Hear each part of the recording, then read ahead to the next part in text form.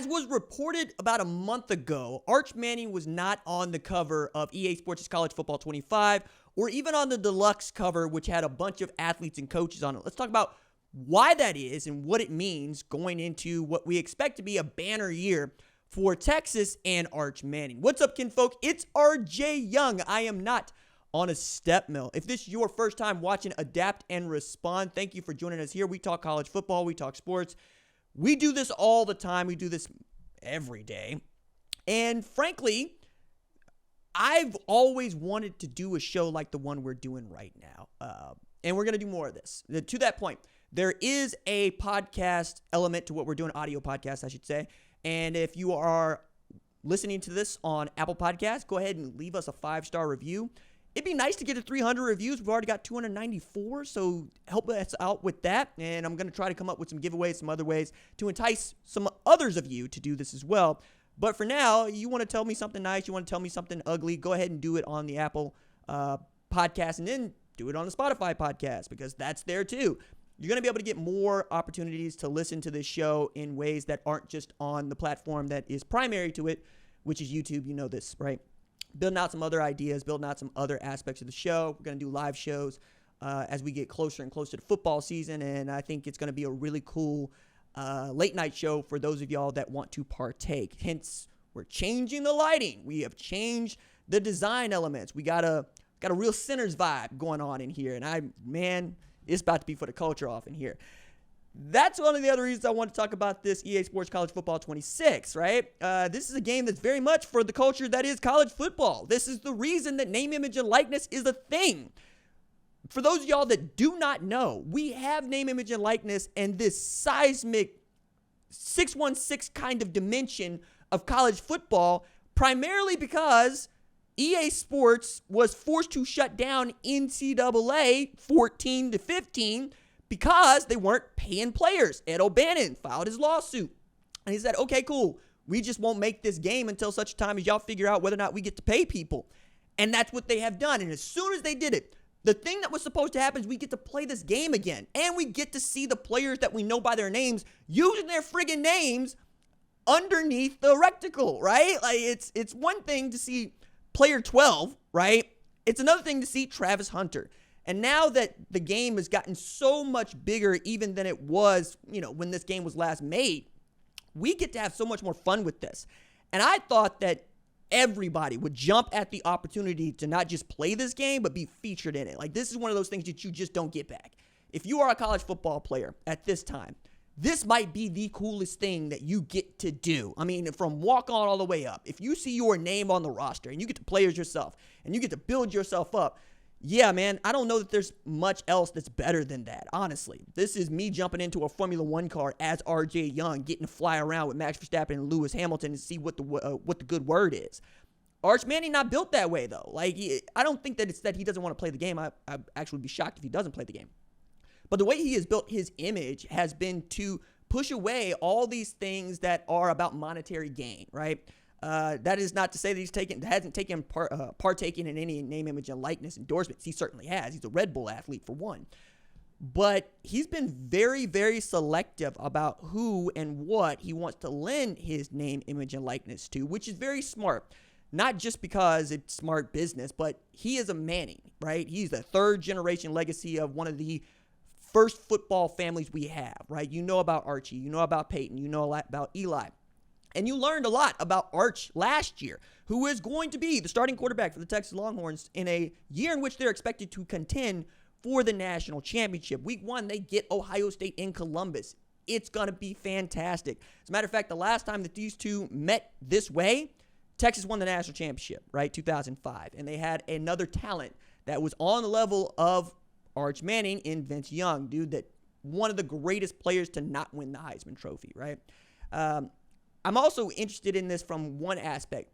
He wasn't going to be in the game featured to begin with, and EA was like, what do we got to do, dude? This is not going to be a complete EA Sports College Football 25 if you're not in it. And the word was he got paid between $50,000 and $60,000 just to be in the game, and he got a free copy to play, right?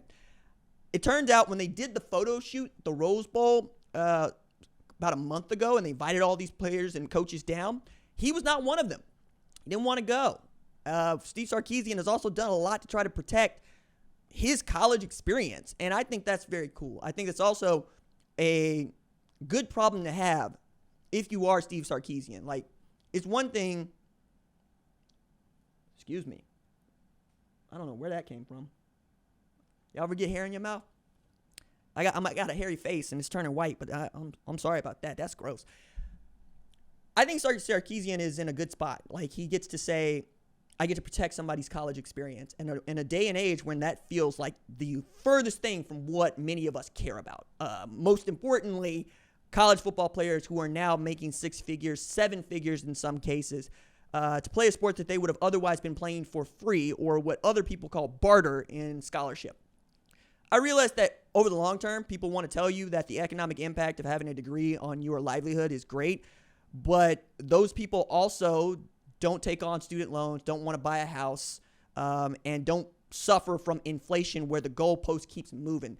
Making $100,000 today is not making $100,000 20 years ago, right? Making $1 million today is not making $1 million 10 years ago, because of the nature of how things have appreciated in price and the way in which we interact with the world. Like, making a show like this one, for instance, used to be so difficult. Even when I first got started 8 years ago doing this, now you see a lot of people doing exactly what I've been doing. And really, the market inefficiency is where you get to go ahead. So when it's chaotic, you see me making more content. You see me moving around. When it's not chaotic, I don't not make content, but we can also see responses, right?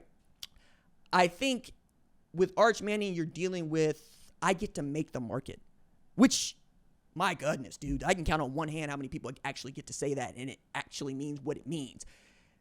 If you get to set the price on who and what gets to purchase you, that's the dream, because you don't need to chase money. You also don't need to chase business, and you can do business with only the people you want to. That's the dream. That is the living in a spot where nobody can tell you what to do. I love that. There's a great monologue in The Gambler that I'm sure some of y'all know, right? Many of you would probably know, where we get to hear John Goodman go in on Mark Wahlberg's character. And it is, hey, everybody knows that you get that far up, you quit, you throw all of your money, save a little bit into a hedge fund, you buy a house, you buy a car, you have a family, and you live in a position of F you, right? You get to tell people, F you, I don't want to do it. That's where Arch Manning gets to live, and I'm glad he wants to protect that spot. If it means that he doesn't need to be on the cover of EA Sports College Football 25 to do such a thing, or 26, to do such a thing, fine. I'm good with that. I honestly could care less one way or the other about who is on the cover. Save, they put Mikey Keene on the cover. I'm going to go, who's trolling us here? But they didn't do that, right? They put Jeremiah Smith and Ryan Williams on the cover. Everybody's good with that because those are two of the best college football players in America. We could argue about Caleb Downs. We could argue about whether or not Bryce Underwood needs to be even here, having not played any college football. But you look at his recruiting, you look at he's probably going to be the starter. Yeah, they got a big game against Oklahoma to start, one in which I think Oklahoma can win. I'm being dead serious about that. Like, I put the crimson-colored glasses over here. John Mateer versus Bryce Underwood. A Brent Venables defense versus Chip Lindsey's year one. Yeah, I think Oklahoma's got, and that game's in Norman. So Michigan better put on their big boy britches before that game. To say nothing of whatever hammer's coming for them in June, for which we still need to talk about, right? I know that that's a running joke for some Michigan fans, like the hammer's coming, but it never comes. Or it's coming, but it's like a soft slap on the wrist. We'll see, right? We'll see. But one of the things that we are going to draw a conclusion from is that game and Ohio State, Texas, and we expect it. I mean, it would be great if we could see all four of those teams make the playoff, but that's going to be a stretch from the Sooners. That's just going to be a stretch. However, Arch Manning goes for 3 bills, 4 touchdowns, and they beat Ohio State by double digits. Yeah, you're going to go, damn, it would have been great for him to be on the cover, and Arch is going to go, I don't miss it. What a wild and cool thing to be able to say if you're Arch Manning.